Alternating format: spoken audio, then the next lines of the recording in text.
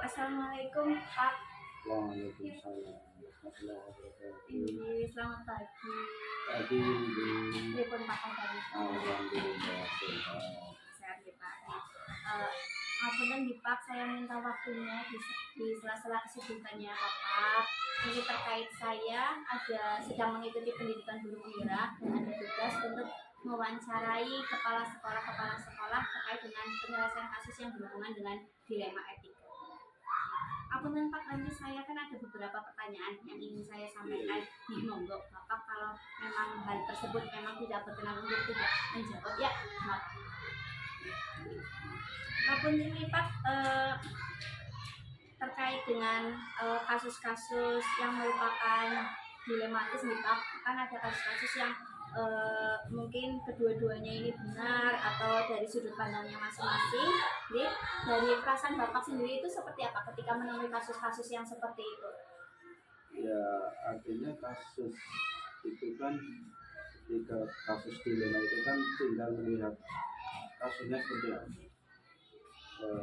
Pokok permasalahannya itu harus dilihat dulu, artinya karena ini di lingkungan pendidikan, ya tentunya harus dilihat akar permasalahannya itu.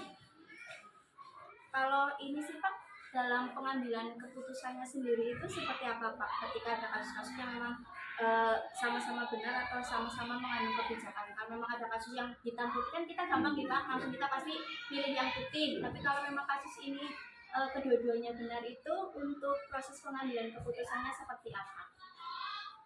Ya, kalau melihat semuanya benar itu akan susah untuk mengambil kebijakan. Tapi ketika yang terjadi di dunia pendidikan, contohnya yang sekarang marak bullying itu ya kita harus pendekatannya ya secara personal ya, harus tidak semuanya salah, tidak semuanya benar. Yang terpenting kita sebagai tenaga pendidik harus mengetahui akar permasalahan keduanya. Berarti untuk langkah-langkah sebelum pengambilan keputusan, Bapak seperti apa ya, langkah-langkahnya? Tentunya kita tanya dulu permasalahannya dari kedua belah pihak. Yang kedua tentunya dengan pendekatan. Berarti harus kita cari dulu memang akarnya seperti apa gitu. Nggak bisa langsung ambil keputusan tanpa kita tahu akar permasalahannya tersebut. Nggak bisa sekarang ini karena anak itu kan untuk era sekarang juga sensitifnya itu tinggi. Ketika terjadi sebuah permasalahan ya mengaku menang sendiri juga. Nah ini yang kadang kami juga sering mengalami hal-hal yang seperti itu ya. Sehingga kami harus unsur pendekatan, tahu informasi permasalahan yang sebaiknya seperti apa sih, kan harus seperti itu. Apalagi ini maksudnya anaknya juga masih, kalau MI sendiri kan anaknya memang masih anak-anak yang ini ya Pak, masih anak-anak yang memang kecil-kecil. Kalau untuk ini Pak, yang mungkin dari Bapak anggap itu efektif, hal apa yang Bapak anggap efektif dalam penyelesaian kasus-kasus dilema etika? Iya, artinya kita ketika mengambil sebuah kebijakan, mengambil sebuah keputusan terkait dengan permasalahan itu ya, yang paling efektif itu ya apa ya, anak disuruh untuk apa, artinya untuk menenangkan diri. Hanya kita bawa ke dunia religi itu yang paling bagus. Yang pasti berarti dari diri anaknya juga itu dulu diperbaiki. Ya kita pendekatan diperbaiki terus. Ya itu yang paling penting ketika di dunia religinya itu terkait dengan keagamaan itu saya kira akan lebih mengenai. Kalau untuk ada nggak Pak tantangan dalam penyelesaian kasus-kasus yang dilema etika ini? Ya, artinya ketika sebuah permasalahan itu kadang ketika anak mengaku seperti itu, ketika bercerita kepada orang tua dan orang tuanya tidak terima, itu yang sangat repot terjadi. Dan itu bukan sering terjadi di dunia anak. Artinya begini, ketika dinasihati oleh guru sudah baik, tapi ketika laporan kepada orang tua itu mengatakan yang berbeda, ini yang akan sering terjadi. Memang kadang ada orang tua yang memang ke anak itu berarti terlalu sayang ya Pak. Ya, Jadi terlalu sayang, terus ini yang kadang-kadang laporannya berbeda. Artinya laporan kepada orang tua kadang berbeda. Artinya ketika sama teman hanya bermain, bercanda, laporan pada orang tua katanya dimarahin, dan ini yang kadang-kadang yang kadang ini tantangannya. Jadi sebenarnya tantangannya sendiri itu dari kadang orang tua yang terlalu percaya ke anak, belum tahu akar permasalahannya, tapi langsung menyimpulkan sendiri. Kalau untuk penyelesaian sendiri itu kalau dari Bapak sendiri itu ada jadwalnya atau memang ketika ada masalah ya ayo langsung diselesaikan? Kalau pembinaan secara rutinitas itu setiap seminggu sekali, ya kan? Setiap seminggu sekali kita pembinaan. Pembinaan itu anak apa guru untuk saja, seluruh, ya kan? Kalau untuk siswa itu setiap 1 minggu sekali. Kalau untuk guru itu 1 bulan sekali, ketika rapat rutin kan minimal kita 1 bulan sekali. Nah kalau untuk siswa itu 1 minggu sekali, ya kan? 1 minggu kita adakan konsultasi, bimbingan dan lain sebagainya. Berarti untuk jadwal juga ada hanya untuk pembinaan untuk anak maupun untuk gurunya. Itu yang secara umum, ya kan? Kalau secara khusus ya karena ini dunia anak MI itu ya hampir setiap hari ya. cuman kadang tingkatannya yang berbeda-beda. Ya sama sih Pak, maksud saya juga yang tingkatnya SMK juga kadang anak-anak seperti anak MI yang sama anak SD tinggal lakunya.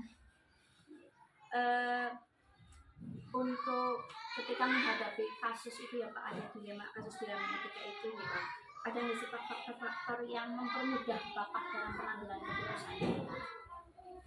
Ya kalau bicara faktor mudah sih semuanya tinggal kebijakan dan akar permasalahan itu tingkatannya seperti apa. Kalau masalahnya yang terjadi itu kan kadang membawa nama lembaga juga. Artinya begini, ketika anak-anak terjadi bullying itu kan anak kami kok malah senang seperti itu, ini kan membawa nama lembaga. Ini yang kadang kami cara penyelesaian permasalahan itu kami berkunjung, bukan ke anak, tapi kami berkunjung ke orang tua.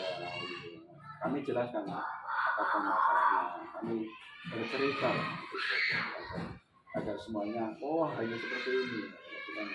Berarti untuk mempermudah itu yang penting ada komunikasi lah antara wali dengan guru-guru. Kira-kira dari kasus-kasus yang sudah ada atau yang sudah ditangani gitu Pak, ada nggak sih Pak pembelajaran untuk diri Bapak sendiri atau dari pengalaman penyelesaian kasus-kasus tersebut? Ya dari semua akar permasalahan itu ya tentunya kami selaku kepala sekolah itu ya harus sangat berhati-hati nanti yang selanjutnya agar kami bersikap itu ya harus lebih selektif juga dalam melakukan tindakan, dalam sikap agar tidak terjadi gesekan, ya kan? Apalagi dalam dunia pendidikan ya Pak, fokus kita utamakan ke anak, jangan sampai anak jadi korban gitu ya Pak. Terima kasih Pak atas waktunya ini. Ya, alhamdulillah ini juga beberapa pertanyaan sudah disampaikan. Terima kasih sekali atas waktunya Pak. Maaf kalau dari pertanyaan tersebut ada pertanyaan yang memang dari Bapak sendiri itu kurang baik. Ya kami coba terima kasih. Yang kedua, barangkali mohon maaf ketika jawabannya itu tidak sesuai yang diharapkan, karena kami juga tidak tahu ini pertanyaan bentuknya ke arah mana, ke arah guru atau ke arah siswa atau lingkungan. Itu kan kami yang di lingkup kami enggak sih Pak, memang sesuai karena kan setiap sekolah punya kasus dan cara penyelesaiannya sendiri-sendiri. Terutama sih maksudnya kalau untuk pertanyaan ini kan sesuai untuk sama. Ya, ini momen-momen yang terjadi itu sekarang itu seperti yang jelas momen bullying itu yang belum bisa diselesaikan gitu kan. Ya kalau tingkatannya MI sih mungkin hanya sekitar itu. Kalau udah tingkatnya SMP itu kan mungkin jauh lebih gitu lagi. Ya. Cuman di MI itu ya kadang permasalahan bukan ke siswa tapi nanti udah naik ke orang tua. Oh iya. Sini nggak terima, sini nggak terima, nanti datang orang itu yang apa takut juga. Memang betul sih Pak. Jadi makanya memang harus ada komunikasi antara sekolah dengan Jadi terima kasih nih Pak. Ya, dan terima kasih pula semoga dengan punya cita-cita jadi guru penggerak Amin. sukses lah ya. Amin. Matur nuwun Ya, Pak. sama-sama.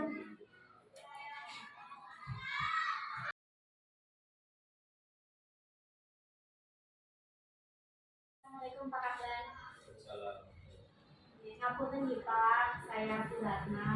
Ini kan saya sedang melaksanakan pendidikan guru penggerak angkatan 11 dari Kabupaten Banyumas. Nah, ini kan untuk di tugas ini adalah saya ibaratnya itu saling mencari informasi bagaimana kepala sekolah dalam menyelesaikan kasus-kasus yang dilema etika.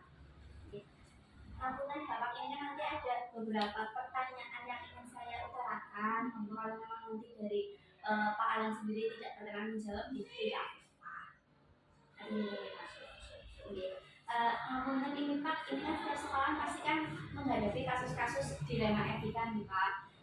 Dari perasaan Bapak sendiri ketika menghadapi kasus-kasus dilema etika itu seperti apa? Soalnya kan sebenarnya kalau kasus dilema etika ini ibaratnya kayak antara kasusnya dilakukan seperti ini benar, tapi dilakukan seperti ini juga benar, seperti itu nih Pak. Dari Pak Alan sendiri seperti apa perasaannya? Ya, begini, kami itu kan sekolah agama, etika itu paling utama. Oleh karena itu, apalagi visi di NDS ini kan untuk pengembangan karakter itu yang karena itu jelas kalau ada kasus yang terkait dengan etika, kami merasa bertanggung jawab sekali menanggapi seperti itu. Karena itu penanganan ini memang harus segera diselesaikan. Kalau dari Pak Alan sendiri selaku kepala MTS Maarif ini dalam pengambilan keputusan terhadap kasus-kasus ini, misalnya ada dua kasus yang ibaratnya itu sama-sama benar atau kasus itu mengandung nilai-nilai kebajikan, untuk penyelesaiannya itu seperti apa Pak? Jadi langkah-langkahnya. Kasus yang ada di atas ini memang banyak sekali kasus. Bisa saja kedisiplinan, kemudian kasus yang terkait dengan moral, kasus terkait dengan pelanggaran yang lain lah. Untuk penanganan ini jelas kami tidak bisa sendiri, kami tidak jadi yang terkait misalnya kalau di atas ini ya pasti wali kelas dilibatkan, kemudian BK juga dilibatkan. Bahkan ketika kasus ini melibatkan harus dengan wali maka kami pun harus mempertemukan dan wali.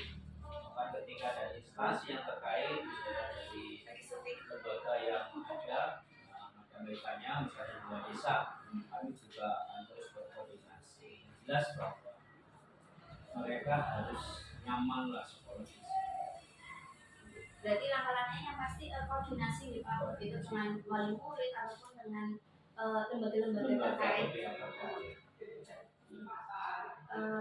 Biasanya kalau dalam penanganan seperti ini tuh misalnya tidak menggunakan lembaga, prosedur sendiri dari Pak Alan itu seperti apa prosedur penanganannya? Biasanya kasus itu kalau internal terjadi di sekolah, di madrasah, paling hanya kami wali kelas yang menyelesaikan. Kalau wali kelas tidak mampu menyelesaikan, berkoordinasi dengan BK. Tapi ketika kasus ini terjadi di luar madrasah yang ada kaitannya dengan disiplin madrasah, madrasah, kami berkoordinasinya dengan guru BK dan pihak luar yang terlibat. Berarti yang pertama yang pasti komunikasi dulu dari wali kelasnya nih Pak. Kalau wali kelasnya ibaratnya sudah ditangani tetapi masih ini ya ke guru BK. Nah, tapi kalau masalahnya memang nyangkutnya keluar, berarti dalam pihak-pihak. Kalau dari penanganan ini yang Pak Alan sendiri anggap efektif dalam menyelesaikan kasus-kasus itu seperti apa? Yang paling efektif ibaratnya gitu Pak? paling efektif itu ya kasus kalau kedisiplinan sekolah ya efektifnya kami bersama dengan guru wali kelas guru PK itu efektif. Berarti tetap yang utama adalah di dalamnya sendiri gitu ya Pak. Ini memang kondisinya karena sekolah itu harus internasional. Bahkan kalau bisa jangan sampai wali muridnya sampai tahu wali murid pokoknya sudah diamanai sekolah di sini ya anaknya jadi pintar jadi yang baik tahu soalnya memang harus melibatkan ya kan. Berarti wali murid sudah memasrahkan gitu ya Pak, jadi tinggal di sekolah. Kalau dalam pengambilan keputusan itu ada tantangannya nggak Pak? Ya jelas ada tantangannya. Tantangannya jelas ketika keputusan itu kok harus siswanya ini harus mengambil keputusan ini siswanya harus misalnya ini tugas-tugasnya yang harus diselesaikan ini cukup tapi ketika pun sudah agak parah misalnya ini kan keputusannya harus anak ini harus dipindah ini yang harus memiliki tantangan khusus karena kadang-kadang harus mencari dulu sekolah yang mau.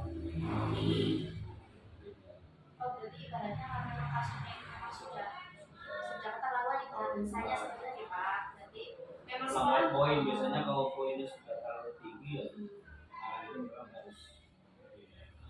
Berarti sekolah nggak hanya langsung melepas tapi ibaratnya harus Ini ada seorang juga guru yang menerima. terkait dengan kondisi siswa ketika dia berada di sini terus secara kejiwaan mungkin kasihan lah dibully teman-temannya sehingga kami harus ditawarkan demi masa depan anak dia harus dipindahkan ke sekolah yang Berarti yang pertama adalah kepentingan anak untuk yang kepentingan benar anak dan kenyamanan dan keamanan anak gitu Pak. Kalau untuk itunya sendiri Pak dalam penyelesaian kasus itu ada jadwal-jadwalnya nggak Pak? Atau memang misalnya ada kasus ya udah langsung diselesaikan? Atau memang sekolahnya ada jadwal? tidak ada biasanya ketika ada kasus kami beri waktu hanya 3 hari lah untuk diselesaikan kalau yang dia segera ya sudah diselesaikan kalau memang butuh waktu ya minimal itu kalau maksimal itu ketika ada kasus kondisi waktunya 3 hari. Berarti memang tidak ada jadwal misalnya ada kasus ya Itu ada. harus segera diselesaikan seperti itu ya Pak. Untuk ini sendiri Pak ketika dalam pengambilan keputusan dari Pak Alan sendiri nih Pak selaku kepala sekolah itu ada nggak faktor-faktor yang mempermudah atau membantu Pak Alan dalam pengambilan keputusan? Karena kami ini sistem artinya saya tidak bisa kerja sendiri makanya saya akan lebih mudah ketika kami harus bekerjasama dengan guru magang dengan wali kelas dan guru ya. Jadi yang penting yang mempermudah ya kerjasama antara stakeholder terkait itu nih Pak. Terus sendiri ya Mungkin dari kasus-kasus yang sudah ada gitu ya Pak, ada nggak sih Pak pembelajaran yang dapat Pak Alan ambil dari pengalaman Pak Alan dalam menyelesaikan kasus-kasus dilema etika tersebut? sebenarnya kasus yang terjadi di anak itu sebagian besar ini memang terjadi karena kondisi latar belakang keluarga ketika keluarga itu tidak utuh baik tidak utuh karena faktor perceraian atau tidak utuh karena memang keluarga mencari nafkah di luar total ini mengakibatkan kadang-kadang si anak ini alasannya itu karena katanya kurang Perhatian, sehingga anak-anak ini ya cari perhatian cari gitu ya perhatian Pak. yang lain itu kasus yang karena itu ya pendekatannya ya dengan wali murid itu ya setiap ada pertemuan ya pakai sampaikan semacam itu lah ya mereka lebih kepada pendidikan. Jadi komunikasi dengan wali murid juga utama Pak, karena memang kondisi. Karena ada link wali murid juga Berarti ada grup untuk wali murid juga ada gitu nih wali Pak. murid itu selalu berkomunikasi. Oke, terima kasih Pak atas waktunya nih Pak. Kalau dari pertanyaan-pertanyaan ini ada yang apa ya berarti tidak berkenan di Pak Alan bisa ya terima kasih nih Pak atas waktunya.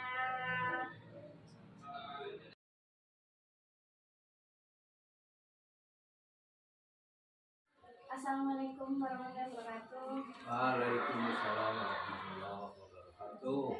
Gimana Bu Ratna? Ini Novitan Pak, ini kan terkait saya sedang mengikuti pendidikan guru pembina. Ini kan tugasnya itu saya harus mewawancarai tiga kepala sekolah yang ada di lingkungan sekitar untuk mengetahui dari kasus-kasus dilema etika seperti itu lah Pak. Ini akuntan Pak, ini kan ada beberapa pertanyaan yang nanti ingin saya sampaikan ke Pak Tarom. Mohon nanti kalau memang dari Pak Tarom dari pertanyaan tersebut tidak berkenan untuk menjawab, tidak apa-apa.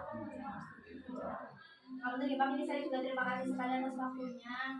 Pak Tarom bersedia untuk di wawancara Ya, saya. sama-sama Bu Ratna.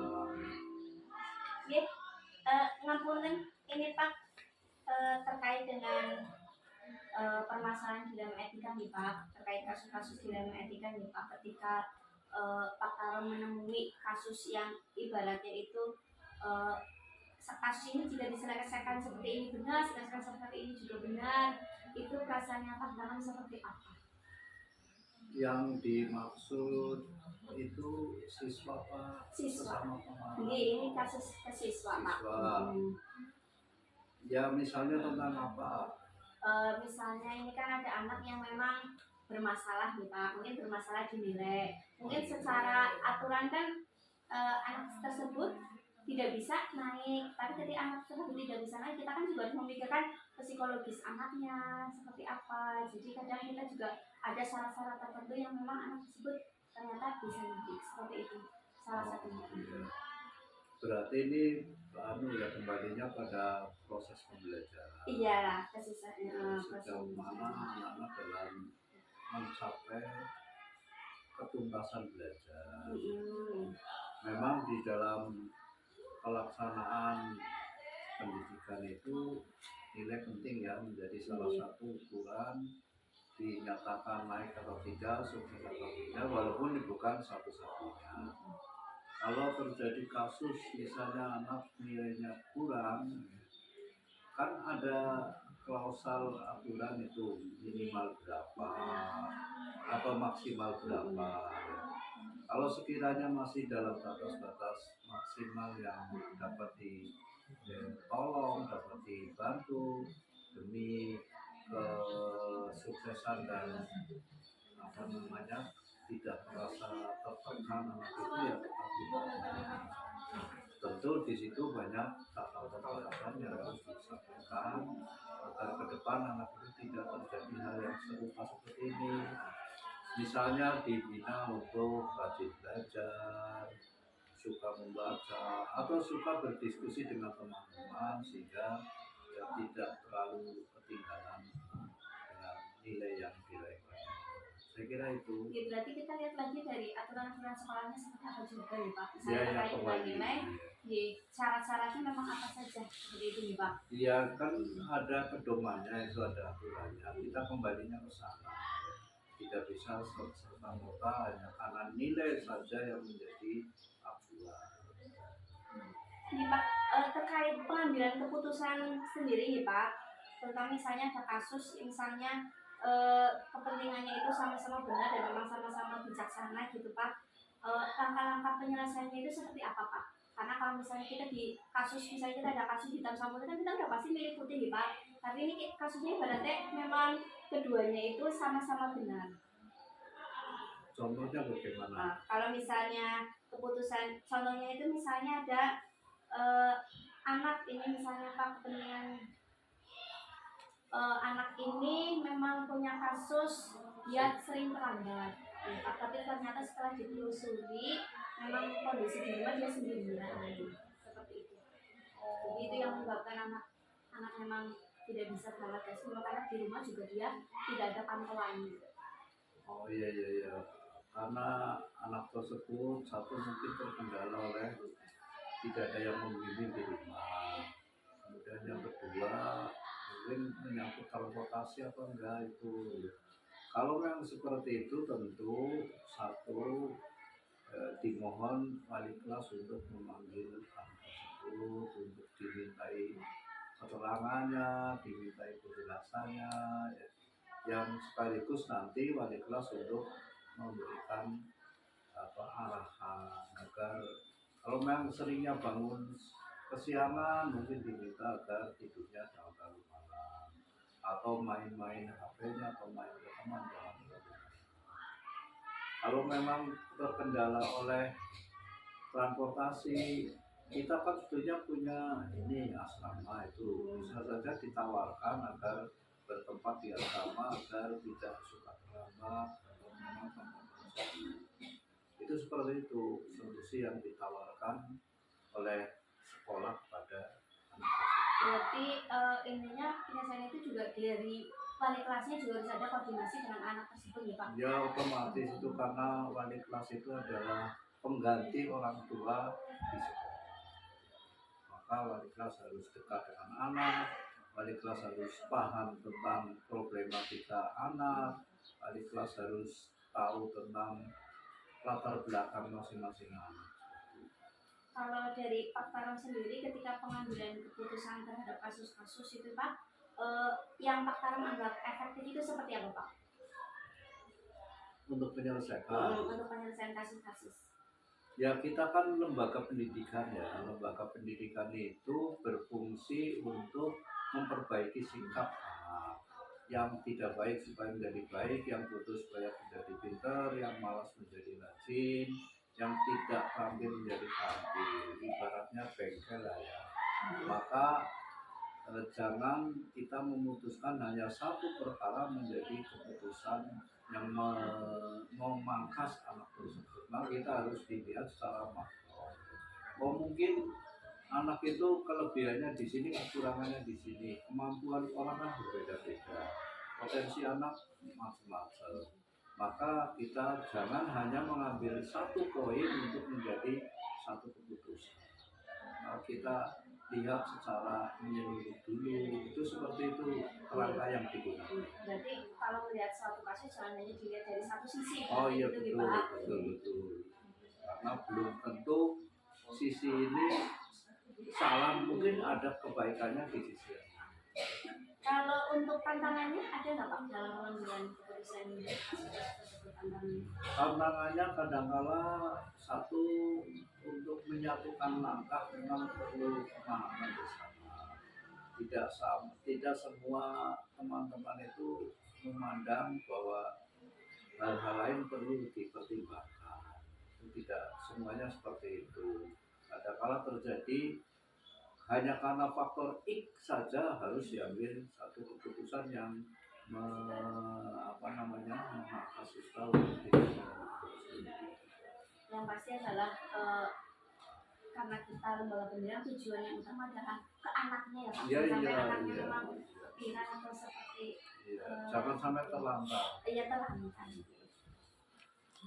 Kalau untuk penyelesaian sendiri ada nggak Pak jadwalnya atau memang ketika ada kasus ya segera diselesaikan atau memang ada jadwal-jadwalnya?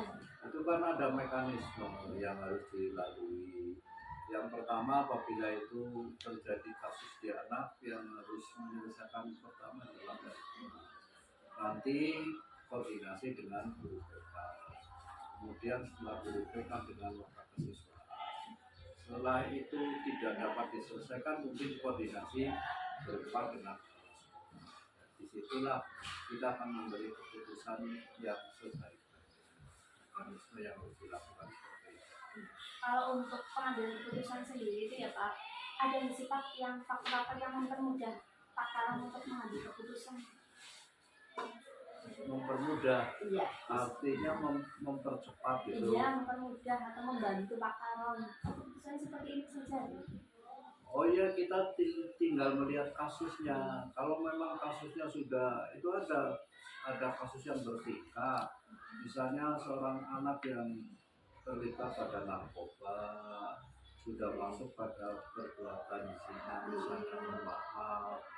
Nah, kalau kasusnya itu kita dengan cepat untuk mengambil satu keputusan agar yang bersangkutan ditawari satu supaya mengundurkan diri atau mungkin memberi saran supaya bisa melanjutkan belajar gitu. Berarti dalam keputusan dilihat lagi kembali nih Pak kasusnya sama Oh, dengan juga iya. aturan-aturan yang sudah Iya, ditetapkan di sekolah. iya, iya, betul. Kalau dari ini Pak, dari yang tadi Pak Kalung sampaikan terkait kasus-kasus yang sudah dilewati gitu Pak, ada nggak sih Pak pembelajaran yang diambil? Pembelajaran yang harus diambil oleh kita itu pertama, kita harus lebih memahami, lebih dekat lagi dengan anak-anak, lebih dekat lagi dengan peserta didik agar anak-anak bisa lebih terbuka dengan kita. Dengan cara seperti itu sehingga kita bisa mengantisipasi secara dini jangan sampai terjadi kasus yang lebih besar. Barangkali itulah yang Jadi pembelajaran buat kita kalau ada kasus Iya, itu jangan iya. sampai kasus itu terulang kembali Iya, Pak. iya.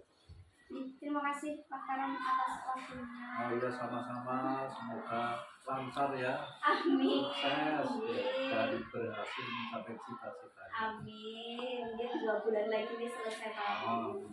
Syukur. Jadi matur nuwun, Pak Selesai Karan. dengan baik ya, jangan cuma selesai. Iya. Dan bisa menerapkan ilmunya di Nah, sekolah yang itu yang pasti Pak. paling penting ya. Jangan hanya semangatnya pas pendidikannya aja. nutur orang ditebarkan kan percuma ya. Nggih. Setelah menune harus bisa dimakan. Siap Pak. Nggih, Nggih, nggih, terima nggih. kasih Pak. Nggih, Matur nggih. nuwun. Nggih.